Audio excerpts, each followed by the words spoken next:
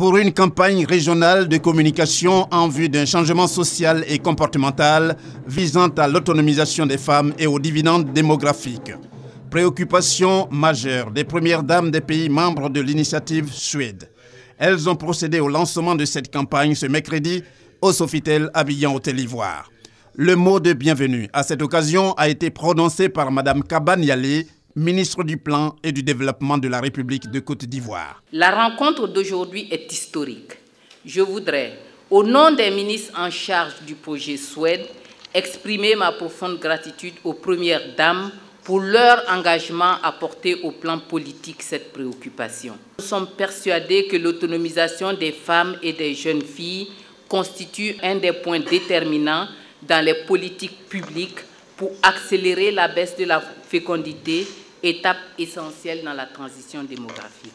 Il s'agit en fait pour les premières dames des pays membres du projet Suède de s'impliquer pleinement dans la protection des enfants et des personnes vulnérables.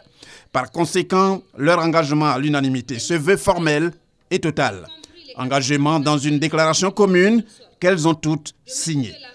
Considérant que les premières dames ne sauraient rester indifférentes face aux préoccupations de santé et d'autonomisation des femmes et des adolescentes et des jeunes dans la sous-région, réitérons notre soutien à l'initiative Suède, soutenue par l'UNFPA et la Banque mondiale et l'OAS, qui vise à renforcer l'égalité des sexes et l'autonomisation des femmes afin d'accélérer la transition démographique pour réaliser le dividende démographique.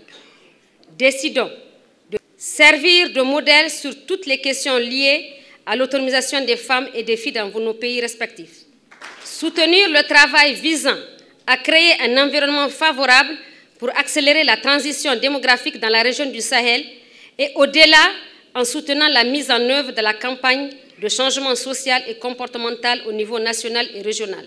Pour la première dame de Côte d'Ivoire, Dominique Ouattara, ce sera l'occasion de partager l'expérience ivoirienne en la matière à travers le FAFSI, Fonds d'appui aux femmes de Côte d'Ivoire. Cette sympathique cérémonie me donne l'opportunité de partager brièvement avec vous l'expérience de la Côte d'Ivoire en matière d'autonomisation de nos femmes et de nos filles.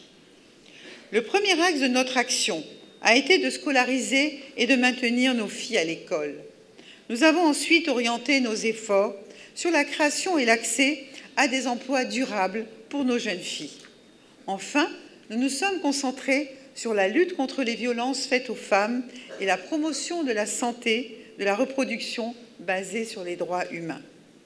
Une de nos initiatives que je voudrais partager avec vous est relative au programme d'autonomisation des femmes que nous accompagnons grâce à la mise en place du Fonds d'appui aux femmes de Côte d'Ivoire. Grâce à ce fonds de microcrédit mis en place avec le soutien du président de la République, Alassane Ouattara, en 2012, plus de 120 000 femmes sur toute l'étendue du territoire national ont pu bénéficier d'un financement en vue de démarrer une activité génératrice de revenus. Grâce à cela, elles sont devenues indépendantes, autonomes et ont retrouvé le sourire. Les pays membres du projet Suède sont au nombre de 6. Il s'agit de la Côte d'Ivoire, du Burkina Faso, du Mali, du Niger, du Sénégal et du Tchad.